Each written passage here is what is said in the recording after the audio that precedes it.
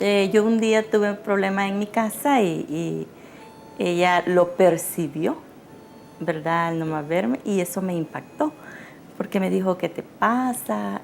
Comenzó a hablar conmigo y yo era una niña, ¿qué? De 7 años, ¿verdad? Entonces, en el momento, pues, a mí me gustó lo que ella hizo, me pasó mi estado anímico.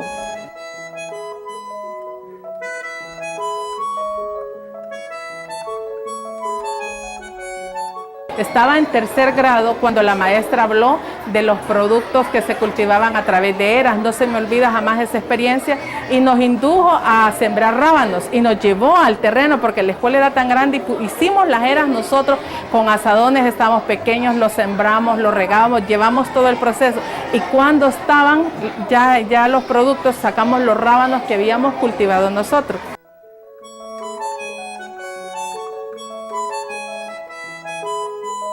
Pero sí una vez me sentí como muy coartada, ¿verdad? De ese aspecto de preguntar, porque me decía una profesora, recuerdo de 5º grado, pero si eso ya lo expliqué, ya no lo voy a explicar, ¿verdad? Entonces, eso realmente me marcaba porque luego para volver a hacer otra pregunta similar a mí me limitaba, ¿verdad? Entonces, pensaba, generalizaba que todos los maestros o las maestras me iban a responder de igual manera.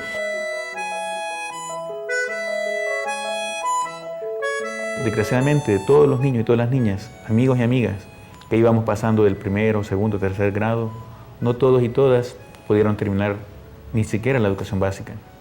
Las condiciones de pobreza de las familias, la falta de oportunidades, hizo que muchos amiguitos y amiguitas no terminaran la escuela.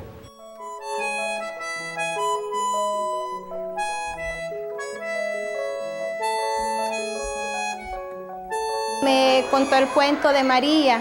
Cuando yo estudié la docencia, yo recordé que esa era una prueba de diagnóstico, supe que era una prueba de diagnóstico que me había pasado la maestra. Pero en ese entonces yo solo sé que me contó un cuento, que era de María, que tenía una muñeca, luego ella me hizo preguntas.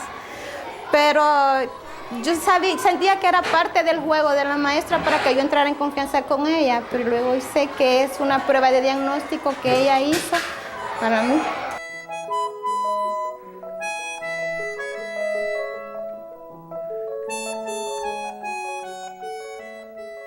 Yo recuerdo muy particularmente mi profesor de 2º grado, ¿verdad? Porque tenía una actitud particularmente activa para con nosotros. Yo estudiaba con los salesianos del Colegio Don Bosco y en ese entonces había un profesor que sobresalía porque nos estimulaba mucho, nos enseñó a jugar ajedrez y a aquella corta edad ya fomentaba el pensamiento crítico, ¿verdad?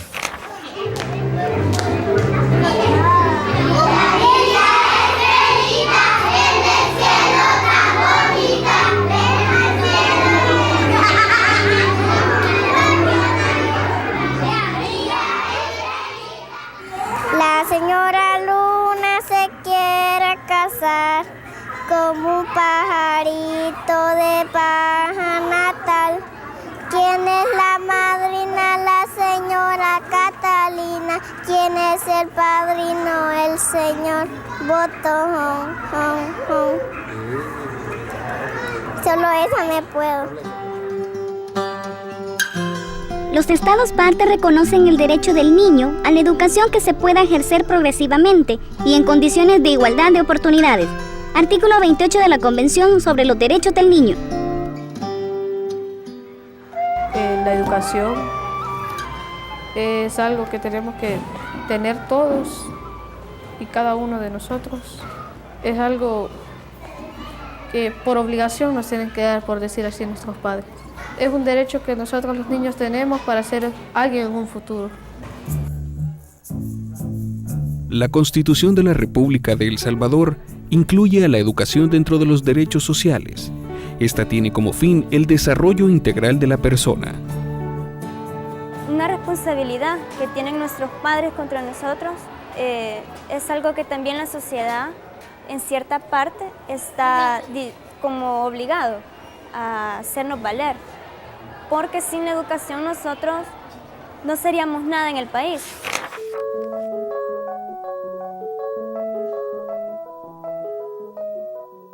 El acceso a la educación es uno de los principales derechos, porque es a través de este que se garantiza la realización integral de la persona.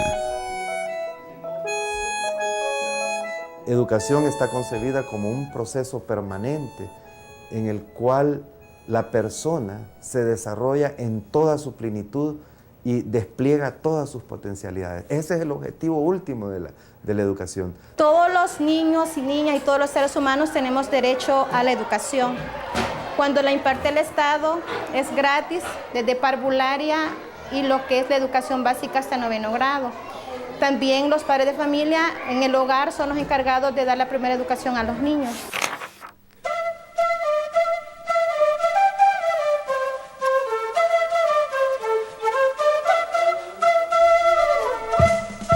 En el derecho a la educación, existen varios protagonistas que deben facilitar a los niños y niñas el acceso a una educación de calidad. Por supuesto, siendo el Estado el primero de ellos. Pero también tenemos que hacer un esfuerzo para que los padres y las madres entiendan que la educación es la herramienta principal que los niños y las niñas, las personas jóvenes, tienen para insertarse más adelante en la sociedad salvadoreña, en el mercado laboral. Boris es un alumno de 8º grado y su condición de persona no vidente no le obstaculiza gozar de este derecho.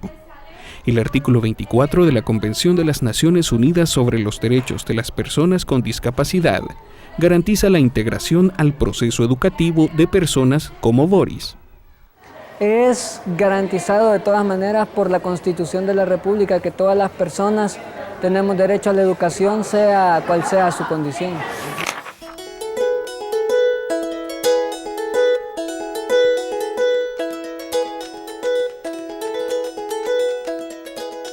El hecho de que una señorita tenga a los 14, 15 años un hijo o una hija, no le quita su condición de niña y niño, no le quita su derecho a proseguir su proceso de formación, que es lo único que le puede garantizar que su proyecto de vida personal y el de su hijo o hija logren superar la condición de la pobreza, salir adelante con los proyectos de vida de ambos, ¿verdad?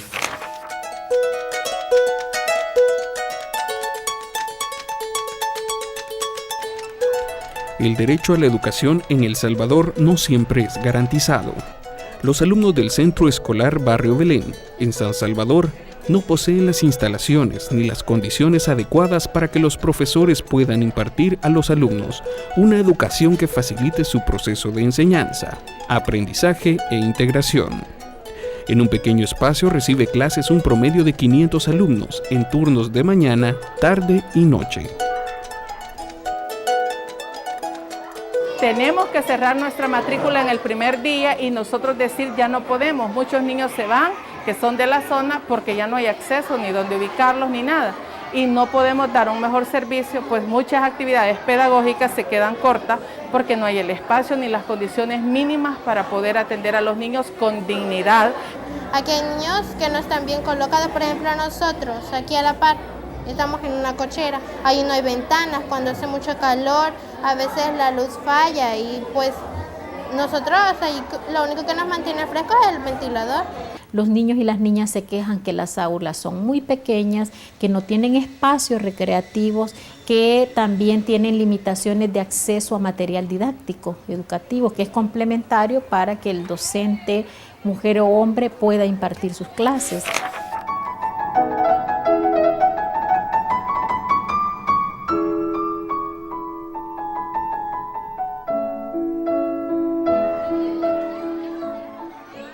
Un derecho que, al igual que el derecho a la salud, es muy vulnerable. En nuestro país, las autoridades sostienen que se hacen esfuerzos para garantizarlo, aumentando la cobertura nacional. El acceso a la educación, la gratuidad, han sido tomados en cuenta en el Plan 2021. También en su objetivo 2, pues la efectividad de la educación básica y media, ¿verdad?, que queremos lograr, así como el nivel técnico que nosotros queremos alcanzar en los jóvenes, la competitividad, ¿verdad? Recordemos que también este Plan 2021 es un plan a largo plazo, que aún ya se están identificando como serias dificultades para concretizar los objetivos que conlleva, y uno de ellos son los recursos, ¿verdad? Los recursos disponibles y que están vinculados al tema de la financiación.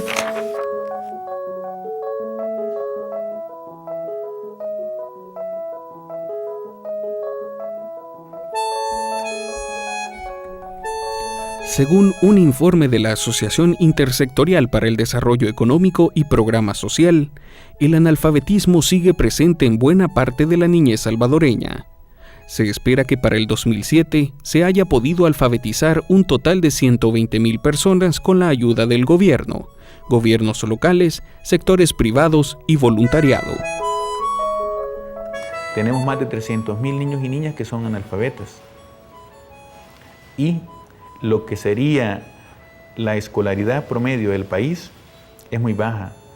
A nivel nacional es de 5 grados, pero a nivel de áreas rurales de 3. Quiere decir que en el marco de la violación a los derechos de la educación de la niñez, las niñas y sobre todo las de las áreas rurales son las que más padecen este problema. La educación tiene un sentido, el sentido de la realización plena de la persona humana. Si algo se parece a los derechos humanos es la educación. Ambos son sistemas de protección de la persona que persiguen la realización integral de la persona. El hecho de que nosotros estemos aquí es de que nos están enseñando, ayudándonos a ser personas de bien, que podamos triunfar en un futuro y que podamos ser de la sociedad una buena parte.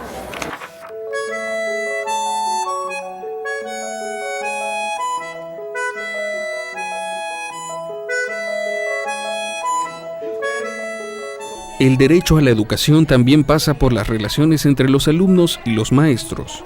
Son estos últimos los encargados de que los contenidos se asimilen y se aprendan, a fin de garantizar un proceso efectivo que permita al alumno la creación de bases formativas para el presente y futuro. Y también la identificación del alumno o la alumna con el docente, con la maestra, ¿verdad? Hay unos que sienten todavía una educación bastante vertical, ¿verdad? Autoritaria de parte de los y las maestras y docentes. La disciplina escolar que se aplique en las escuelas, en los centros educativos, debe ser acorde a la dignidad de niños, niñas y adolescentes, ¿verdad? Tenemos aquí demasiadas quejas, demasiadas denuncias por maltrato que todavía subsiste, a pesar de que haya normas, políticas, lineamientos del Ministerio de Educación que hay que reconocer que los ha dado, pero todavía no, la supervisoría escolar no logra erradicar el maltrato al interior de los centros educativos. Garantizar el cumplimiento del derecho a la educación es un compromiso de todos, desde el Estado a través del Ministerio de Educación, la familia misma, los gobiernos locales y la sociedad, ya que es un compromiso de todos y todas velar por que la niñez salvadoreña aprenda las herramientas académicas, morales y cívicas que le permitan su desarrollo integral en la sociedad. En la otra noche me acuesto a las 8. Después me levanto a las 6:30. Me levanta mi abuelita. De ahí me baño. Voy al kinder, digo buenos días. Trabajo, estudio, coloreo